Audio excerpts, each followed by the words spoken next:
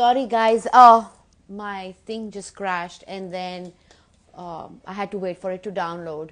So I am back, and I'm gonna bring her back, and we're going to continue.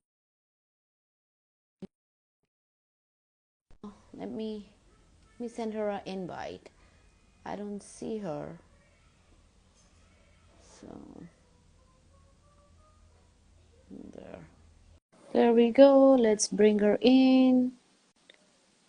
Accept. Oh, there's a Sorry, yeah. I don't know what happened. I was just fixing my phone and it went off. Maybe I touched the screen or something, and then I had to wait for it to download before I came back. okay. I was Anyway, thinking, yeah, and where I forgot. I think I was talking about him. you were Yeah, and then you talking about the he second asked me, child, and you were breastfeeding, and yes, and yeah, so then he said, let's have another child, and yeah, that was that's in yeah. 2014. Mm-hmm. And then I believe because I was exhausted with having three children at that time, as well as it was non-stop going, because I wouldn't get any help from him. So imagine like I had three children on my own, like a baby and two, like he had the two daughters who live with me, like they were living like that type of Irish life, where a child is not like they were like it's not in my country like or even Asian country when a child is like 10-year-old, 12-year-old, 13-year-old, you ask them to help in the housework. Hmm. But with them it was like you can't tell his daughter to even lift a spoon. Everything has to give on a plate, like even if I cook a meal, you have to put the food on the table for the kids to come and eat, and then give everything like everything in the hand. So it was hard for me, because I don't really have experience growing. Hmm. Because everything as a mother, like everyone as a mother, you start from step at step. Right, right. When I had my first son in my country, it was my mother who raised him because I had to go to work. Hmm. My mother raised him since he was 3 months old because I had to go to work. So when I had my son here, I had my son and I had two daughters already living with me. One was teenager and one was like 6 year old or something like that it was. And for me to have three children and to raise three children, it wasn't like something I knew. And for me to deal with a teenager, a girl, it was tough, especially in Europe country, because they have their freedom, like to do what they want. So it was hard on me, and I think feeling exhausted and tired, I kind of like didn't have the time for him, because like normally he was a person who he go to work and come back, and when he come back you have to take his socks off, you have to take his shoes off, Oh you my have to put gosh. cream, or you have to put the oil, massage his feet, massage his head, and then you have to scratch his back and all that, like to make him comfortable. And as well, when he go shower, sometimes when he go shower, as soon as he steps in the shower, I will have all his clothes placed on the bed and the hair dryer as well already plugged in for him, his shoes and his socks, everything in front of him. So that was like how it was with him. And sometime when he's getting ready to go to work now, he will get dressed and you have to help him because he has to dry his feet before he put his socks. Sometimes you have to put his socks on. Sometimes I have to dry his hair. It was like I had three kids, but he was a child as well, Yeah, a demanding exactly. one, Yeah. a demanding one, Adult child, yeah. Yes, an adult child. I have to dry his hair, and when he comes from work, you have to take his socks off, his shoes off. Then you have to press his leg, his feet, massage, put oil, And then sometime when I give him his food, I have to feed him, and that was the worst part Oh my because goodness. he believed you have to look after him like he's a god. And some days I will say to him, like, Nalin is downstairs in the kitchen eating on his own. And he said to me, it's okay, he has to learn. But what about you to learn by yourself, being an Yeah. adult, Yeah. you know? But that time I Uh, couldn't say anything. I couldn't. mm. So yeah, so then when he said to me, let's have another child, like for me it was nothing, you know, because for me it was like I'm going to stay with him no matter what. He's going to change one day. Then I wasn't getting pregnant. Uh, I didn't get pregnant 2014. I didn't get pregnant 2015. So then 2 years, he was very abusive. And the day he split my forehead, it was because of I wasn't getting pregnant. So every month when I get my period, he will fight. He will hit me. He will say to me, "Oh, you must be fooling me. My friends were right about you. Maybe you're taking contraception pill.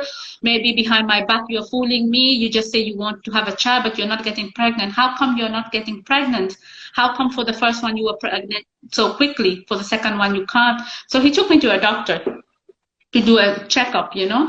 So then the doctor said, no, he cannot see, like my doctor, she says she cannot see anything, but she will send me to the hospital to do an ultrasound test, which I went and did. And when I went to my GP, like to my doctor, he was with me, and he said to the doctor, like, she's going to get pregnant and she can't get pregnant. So she said, I don't think there's any problem, but I sent her to the hospital.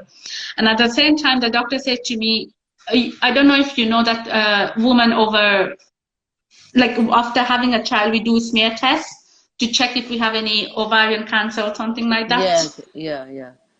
Yeah, so we do that here as well. And then at the same time, my doctor said to me, when is your test due? And I say, I don't know when it's due, but I think it's due, maybe it's nearly there.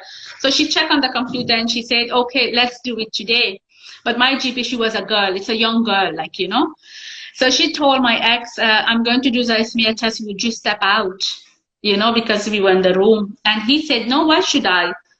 But like he was like saying like, what, no, why should I? And then she was laughing, and then she said like, of course you have to, because I believe she was young and just me and her, and what would he do like when she's doing a swab, like, you know?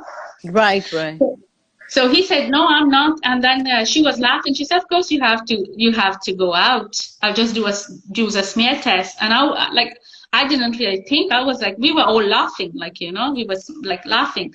So he did go out, and I did the swab. And as soon as I step out, the face he had on him, oh my God, like he was so angry, and he started to swear.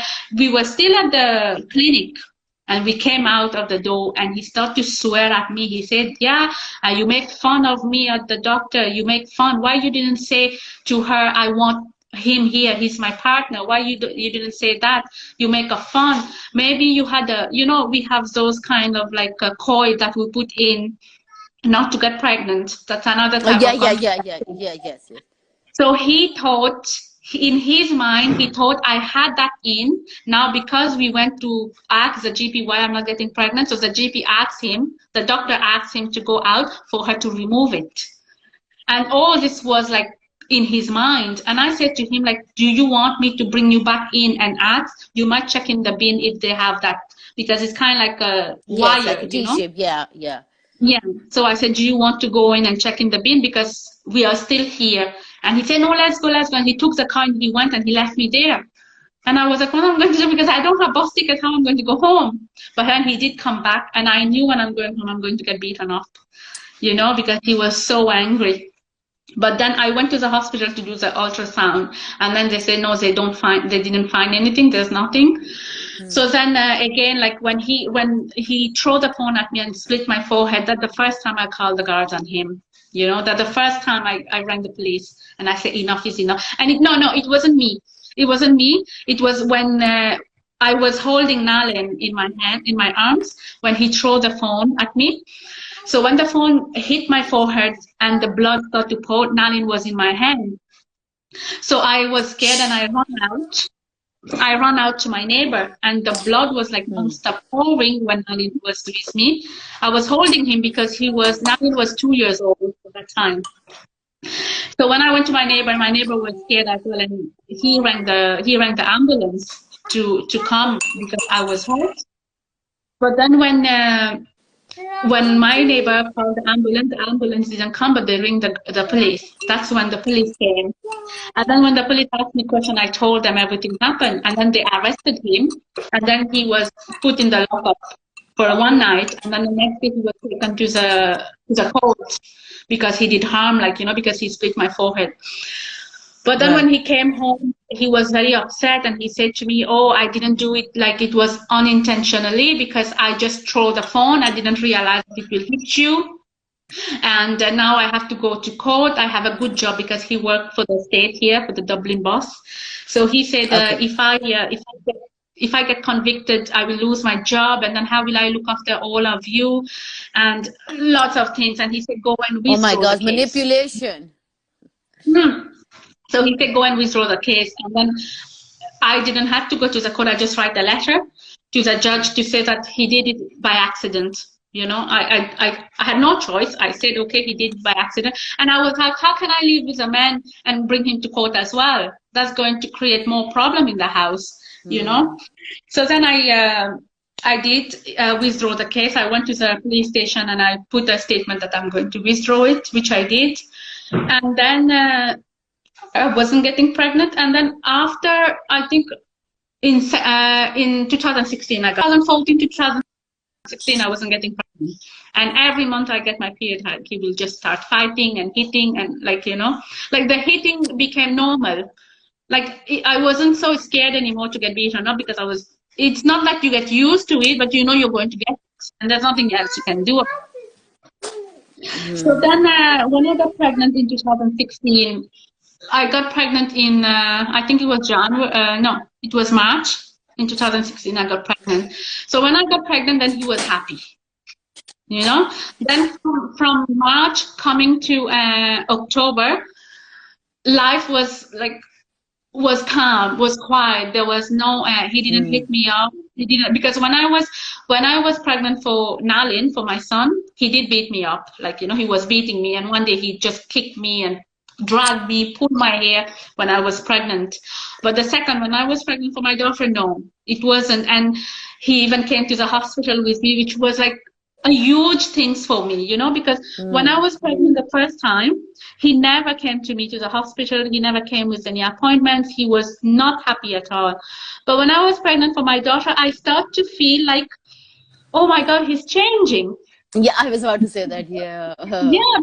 Because he was happy. I was pregnant, and he bought me maternity clothes, and we went for meal. He was happy. He was telling me, you have to eat like this. And it was like, oh my God, he did change. He changed, and everything was like rosy. Everything was so nice. And it's, like, I think for us women, even how much our husband hit us, when they act nicely, we forget. Yes, sadly, that's what we do, right? Yeah, that's what we do, because one day, like, if he buy me a dress and come and say, honey, put this on, honey. Oh my God, honey, you look nice. Honey, let's go for a meal. And being nice, we forget about everything that happened, True. So when I was pregnant the second time, he was so loving, and he was like really looking after me. And I was like, oh my God, first time he wasn't, like, he didn't care at all. And my first pregnancy was a hell. But the second one, like, as soon as I got pregnant, he bought me maternity clothes. He took me to town. We went it was like, he's a different person. Everything was so nice, so beautiful. And he did, now, to be honest, like, at that time when I was pregnant the second time, he was happy. And even when I was pregnant, when my belly came out a little bit, he would be putting his hand, listening, feeling. And it was just beautiful, because I never had that experience before. But, like when you're pregnant, how you be with them. And because I remember when I was pregnant for Nalin, I saw lots of couple come in the hospital with the husband is giving them some juice, some fruits. Because when I was pregnant for my first son now in my country, I was already separated when I was pregnant 2 months. So my pregnancy was on my own. My second pregnancy was hell, because he didn't want me to be pregnant, but it's still like a pregnant, But then the third one now for Salmia, when I was pregnant, it was like just so beautiful. And I was like, wow, I'm having like all that love. Like, we go, when he come, he's so kind. He was cooking. Instead of me bringing him food upstairs, he was bringing me food upstairs when I'm in bed. He would say, I'm going to cook something and I'll bring it up for you. And he was bringing the food for me. And I was like, okay, he already changed. And that's now I'm going to live my life. Everything was so perfect. I'm telling you, everything was perfect when I was pregnant for the second time, for the third time for my daughter. Then, and I was still working. I was working at that time in a nursing home, and that's what I'm saying to Okay. you. When I come from work, because I was doing 12-hour shifts, I was working 8 in the morning and 8 o'clock at night. And when I come home, I will go in the shower, because normally working in nursing home, when we come home, we go shower straight away. So I will go shower. When I come back from the shower or drying my hair, he has the food already there for me, and the cup of water and the cup of tea. And I was sitting down and eating, and then he take my plate and go down, and then what else I want? He already Right. changed, you know. And it was, Unbelievable. I am telling you, How a because like I person can flip like that. Somebody's a no, monster and then becomes this really nice angel. Oh my gosh. that's what I'm saying. Like I know, like I talk about all the bad, but when I was pregnant for my daughter, he was totally different person. He was such a different person, that he was so loving, never, like, he didn't raise his hand on me. He was so loving, he was so caring, giving me food in my hand. When he go to work, he come back home, he buy me fruits, he buy me grapes, he buy me this, he say, you have to eat it, you will feel much better. He will take me for a walk, we go for a walk together. And it was just like living a life, like a dream life. And it was like so beautiful. And I was so happy. And I was like, my mother was right. They do I change. was about to say that they do change, right? Oh my God. I know. My mother How was right. Yes, naive they we do are, change. right? Yeah. I know. And I was like, okay, he changed. And everything was nice. But then Do when I you was, when you look back now, is there something that you can remember?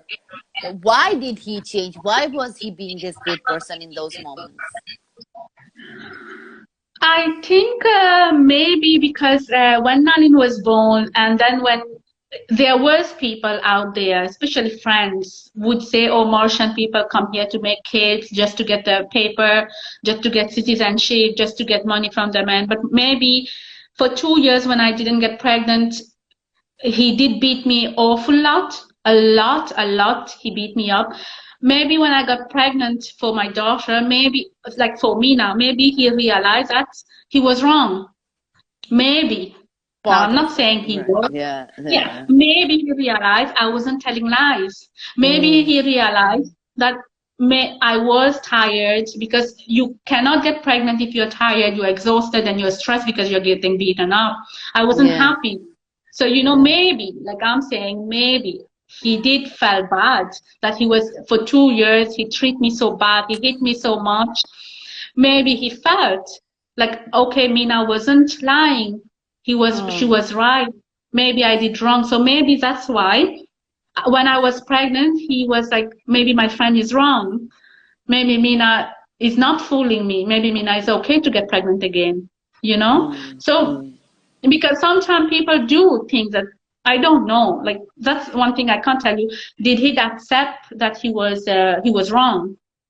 I'm not sure. I don't know why, but he was. He For mm, the 8 months, like I got pregnant in March, until October, like everything. He did look after me. He was very loving. He was very caring. There was no fight. We had no fight at all, not even one time. So everything was okay. But only when I was coming to my 9-month pregnancy, her daughter was sick, and when her daughter was sick, she had a vomiting bug. She was vomiting a lot, and her daughter was 9 year old. The little one was 9 year old, and she was living with me.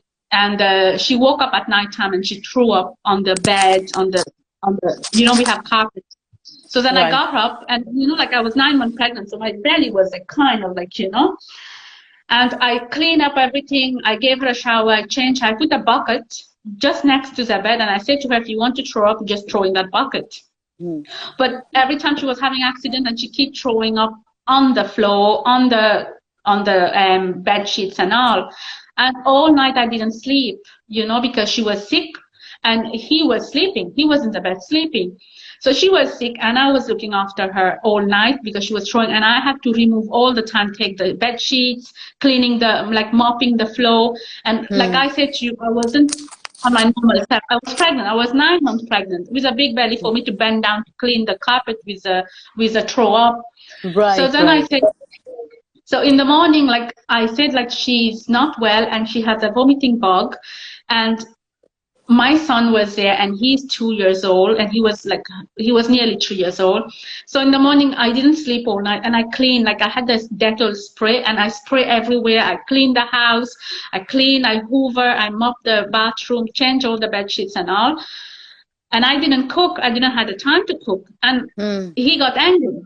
He said to me, yeah, you only thinking about cleaning, cleaning, cleaning. And I said, of course, because it's a vomiting bugs and Right. it's not good for me as Mm. well, you know. Mm. So I was cleaning, and then he said that all day that poor child didn't eat. And I said, when a child is vomiting nonstop, they can't eat. I can't really cook rice and curry to feed her, but there was like biscuits, even plain toast. So he got very angry, and that day he gave me a slap, you know. But again, like I said, um, for 8 months he didn't hit me, and the 9 months when he gave me a slap, it was nothing, you know. If you Right, think right. if you think after 8 months you got a slap, so it's not really anything. Yeah. So for me, it wasn't. And then when my daughter was born in November, 13th of November 2016, and I went on my maternity leave from work on the first. No, I think I went on my maternity leave on the 5th of November. So then I was getting my maternity benefit as well that the government pay you when you go Right. on the maternity leave. Right. So my daughter was born in November and December, and then he came home and everything was okay. When my Put on daughter the was fan. born, Mm. he was very helpful, and he came to the hospital and all. But then the thing is, when I got my daughter, he didn't have the car at the time. He had a car crash. But my daughter was born on a Sunday. And on the previous Thursday, I went and took a loan because he didn't have money at that time. So I took a 1,700 euro loan just to keep in case we need things for the baby. Sarah. When my daughter was born, my daughter was born on a Sunday. So on Monday, I got discharged from the hospital. And he came to the hospital to collect us.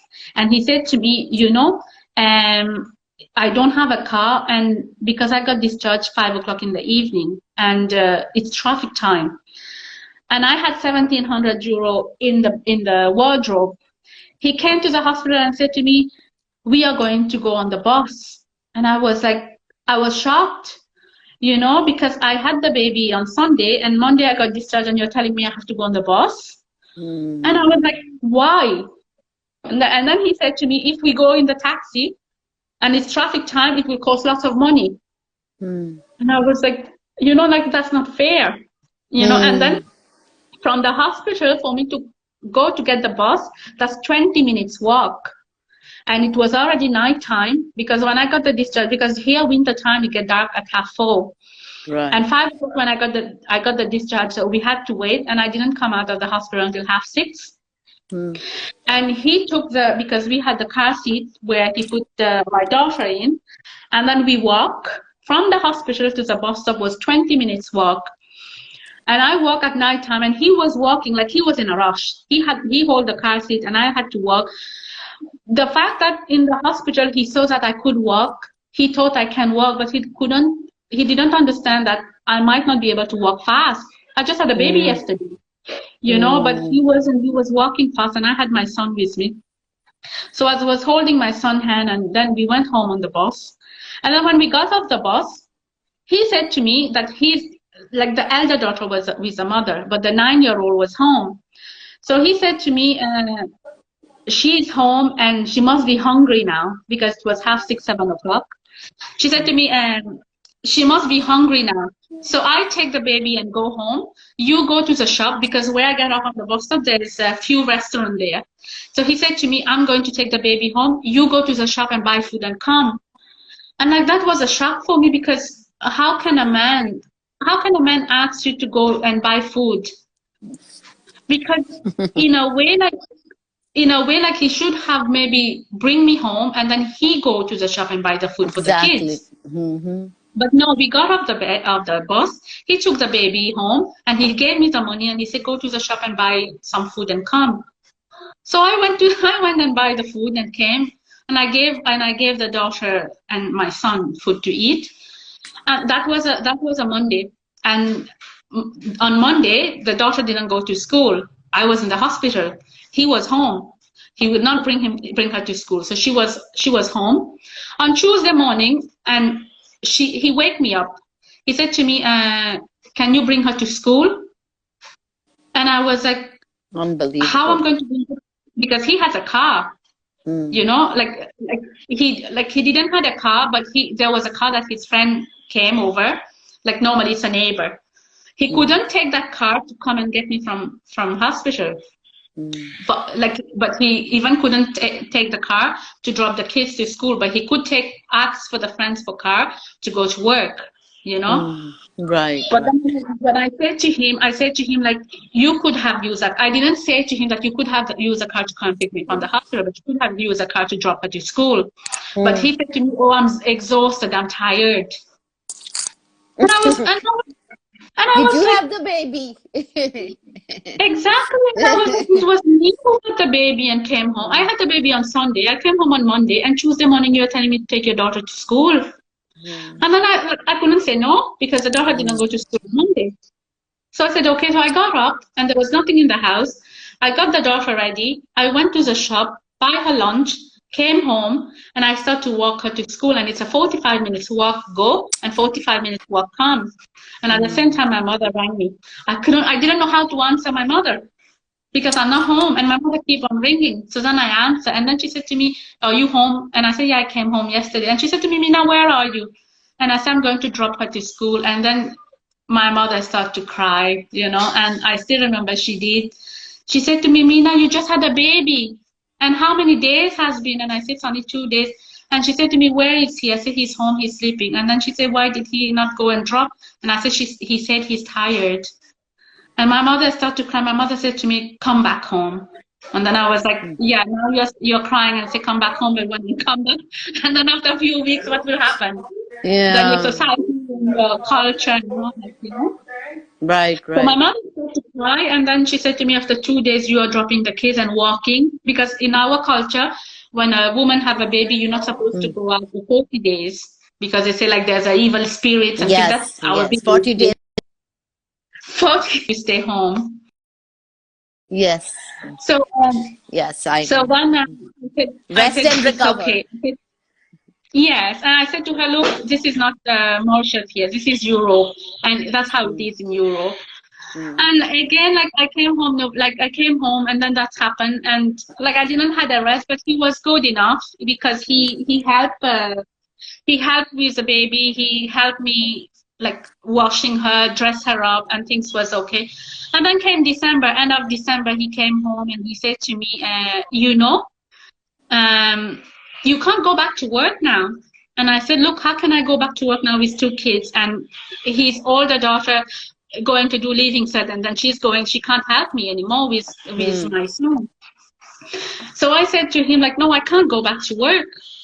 And then he started, end of December now, he started, oh, you can't go back to work. Who will pay the rent? I have to go and pay the rent. All the money will be gone. Next 10 years, I will be still the same. I will not have any money. I can't do that. I have to buy milk. I have to buy nappies. I have to do everything. And all my money will be gone. I have to work hard and I can't save any money. All will be gone. I hate giving money to the landlord. And he started to like, keep going about it. And then I think it was around 20 of December. And then it was after Christmas. He came and he said to me, take the kids and take a bag and go. I said, go where? And they said to me, go to the council because here homeless people get help. So he said to me, take the kids, take a bag and go and tell them you have no one. I left you. And you have no place. And he said to me, you see, here in Europe, they'll give you help. You will get a house, you will get free money, you will have a good life. And I was like, I'm not going to do that. I said, like, this is not my country. I'm not Irish. And why will I come to a different country and go homeless and ask for stuff? And then he said to me, oh, lots of people do that. Why are you worried? Lots of foreigners come here and do that, especially the Nigerian woman, and all my friends in the job, their women do that. What can't you? And I said, no, I'm not going to do that. And that's it. Now he started again. He didn't hit me from that, but he would be very moody. He won't come home like after work. And then I had Nalin, I had the other daughter, and I had my own daughter. And I had to take the two of them to school because Nalin started school. So the daughter was going to a different school, Nalin was going to a different school. Then I had a baby as well. So I had to drop them to school, collect them from school, cook, clean. Now with Nalin 3-year-old and my little one, it was so tiring and I couldn't take it. Like I was not having time for myself, not even to sit down, not even to rest. And I was like constant going. So he finished work, he doesn't come home, he go to the gym. But when he come home at 11 o'clock or 12 o'clock at night, he expect me to wait for him and give him his food because he can't take his food. I have to give him his food in his hand. And I was doing it. And then I was getting very tired. So I just sleep in the other room with my kids, because we didn't have, we had only 2 bedrooms. So then he started to get angry. He said, leave my daughter in the other room. I have to come in the room with him to sleep. Don't sleep in the kids' room. And I said, I can't do that because my 3-year-old can roll over the baby. And baby's only 1 month old and it's not safe. So then he started, I don't know if he said it or his friend said it. He came home and he said to me, oh, my friend said like that, your woman definitely has a problem in her head. Like I have a problem in my head. Because no woman sleep in other room and their men sleep in another room. And he started to say, oh, you have changed again. And he start again, like he non-stop. He doesn't come home, he come home. As soon as he get up at 7 o'clock in the morning, he wake me up and he start talking, oh, all my money is going to finish. I don't have money. Please go, take the kids and go. And my daughter was only November, December. So she was she was only 1.5 months old. And then January came, February, January, he was the same. And I just ignore him. Then February, it was the 3rd of February in the morning. And he woke up and he was very moody. And I don't know what he was fighting. And I just answered him back, I said to him, I'm really tired. I can't cope anymore with you. And he came and he gave me a good slap. And I was cooking. And I said, I can't. And then I did ring the women's refuge. And I said, enough is enough. And then I took my bag and went. I took my kids, I took my bag, and I left. And I said, I can't do that anymore. Enough is enough. But I think when my daughter was born, then I started to feel it was too much. It was too much. I couldn't take it. And I wasn't ready to get beaten up again. I think when I was pregnant, after I got pregnant, he didn't hit me at all.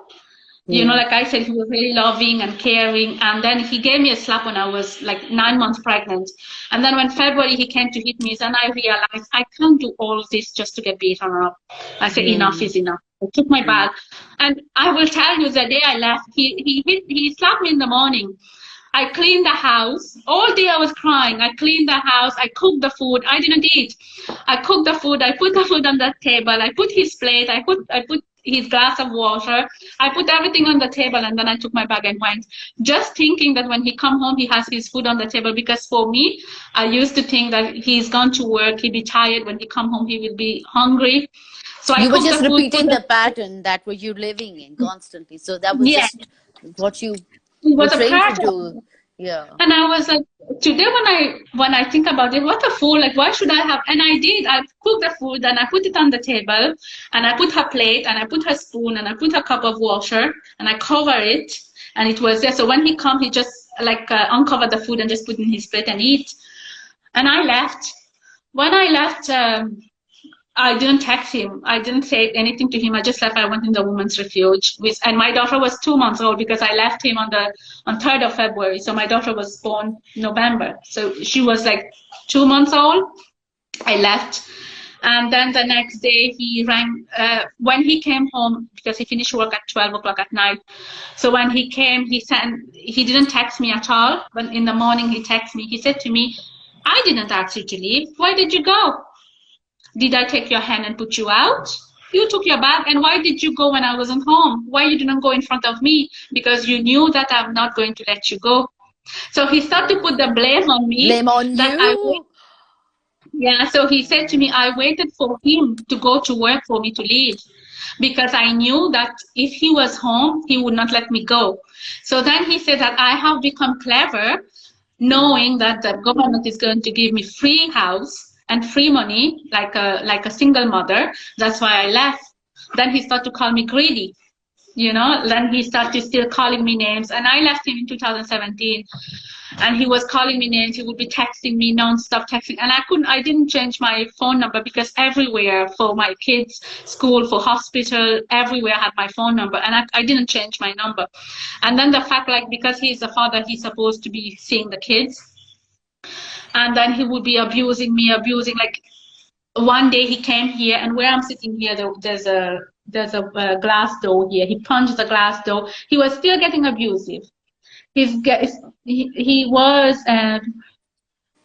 I know that's true. Yeah, they do feel very resentful when they do that for their own family as well. But anyway, then it started like 2017 until 2018. I let him. He was coming here. He was being bossy. He was taking my money, give him money, because even he said the government is giving you free house. You're getting single money, like single parent allowance, which is like we do get a pension, because I don't work and I have 2 children. I get pension. I get free house. So then he said, I'm paying rent, so give money. So then I have to give him the money. So it's been a year as well with him. And then I said no. Like, he keep like texting me, swearing at me, insulting me, abusing me. Oh, you Mauritian people come to Ireland to make kids. Now you are having a hunky-dory life. You, after using me, now you have 2 children. Now you have a free house, you have free money. All this abuse, all this. And he started to say to my son. My son was 3 years old, was nearly 4-year-old. And then he said to my son, your mother is a bitch, your mother is having boyfriends, your mother is this, your mother. And my son was only 4 years old, and he didn't know. So my son was only 4-year-old and calling me bitch all the time. Never called me mother. He started to call me bitch because he was getting brainwashed with the dad. And this keep on going. And I say, enough, like, I can't, I'm going to go to the court and put a safety order. And then I did. I went to the court and put a safety order. When I went to the court to put safety order, I have to report him if he's doing, like, breaking the order. But then he come and say, oh, my job, I will lose my job. Why did you do that? Now after getting everything, you left me on the road. You made me homeless. And I say, I didn't make you homeless. You asked me to take 2 kids. And I say, you homeless is not a problem. But me homeless with a 3-year-old and a 2-month-old is a huge thing.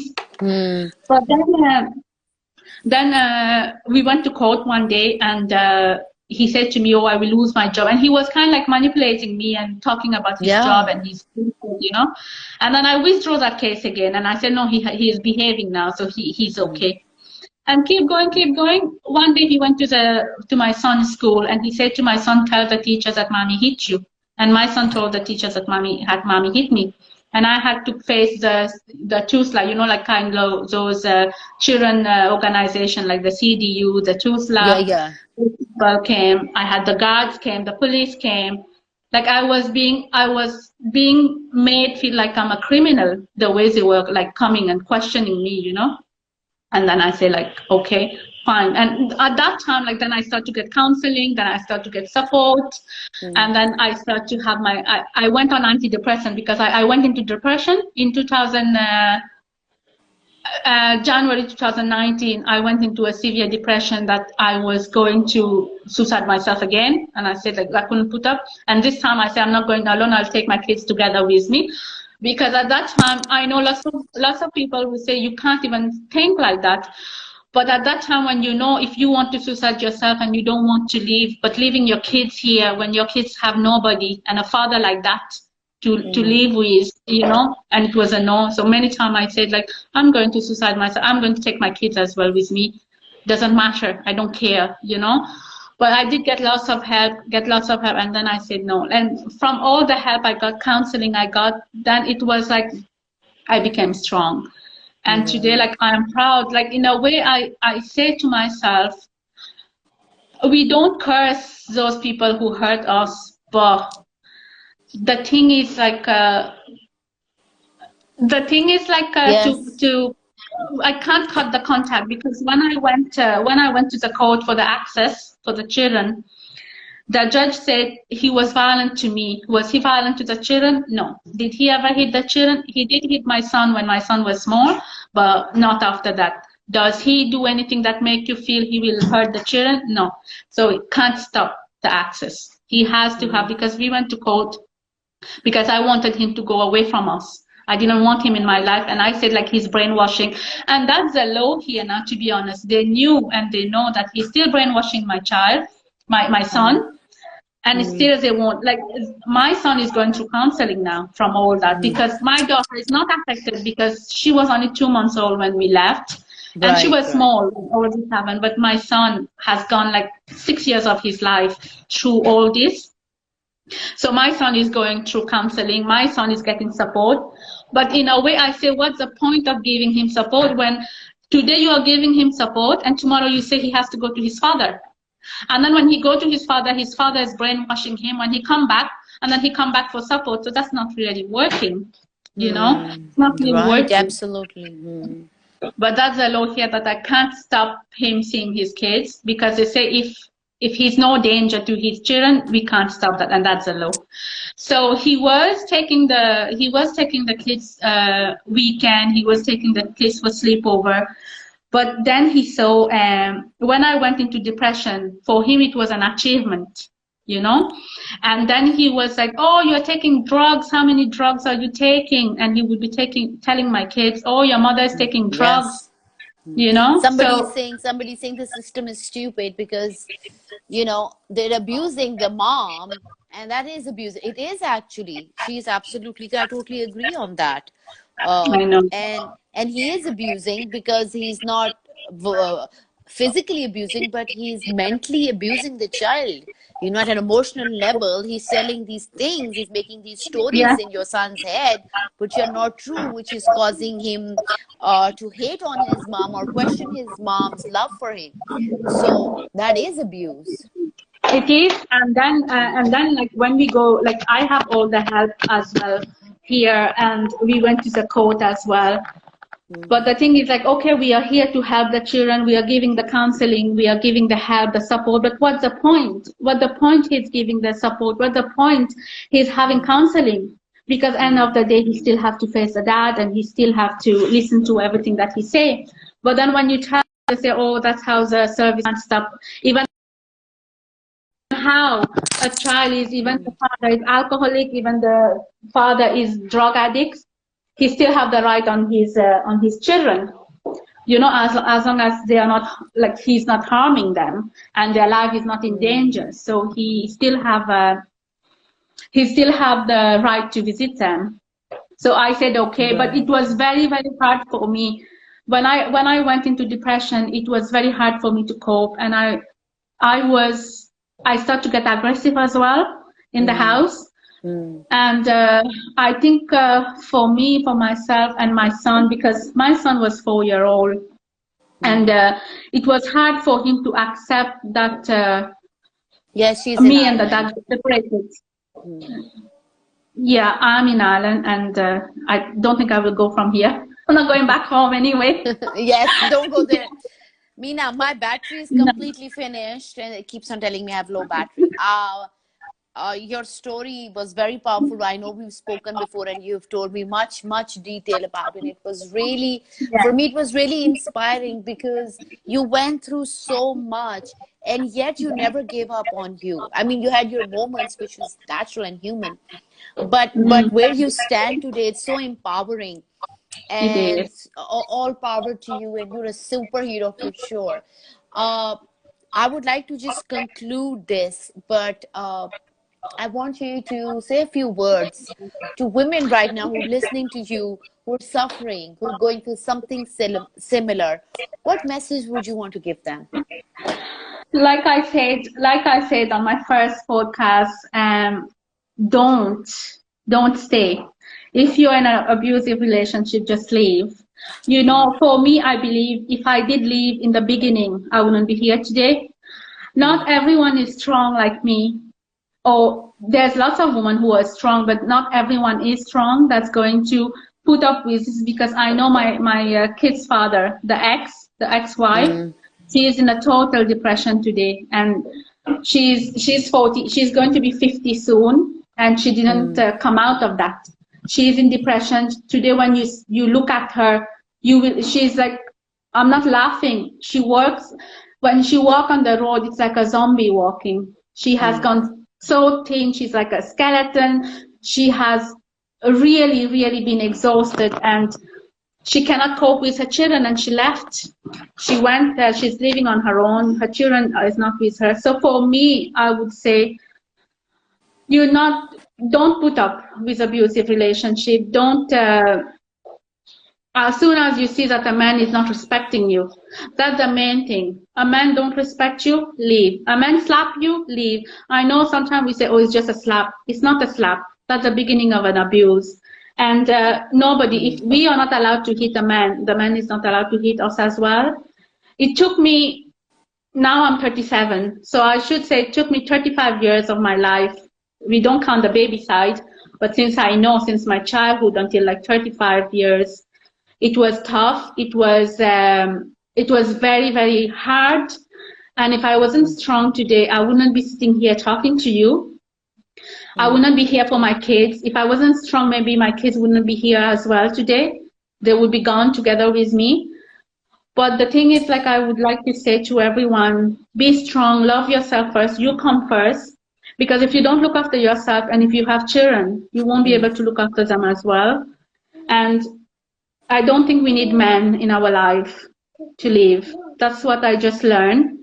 I don't mm, think I need a man. I don't think any woman needs a man. You have your hand, you're healthy, you have your feet, you have your leg, you're able to work, you're able to finance yourself.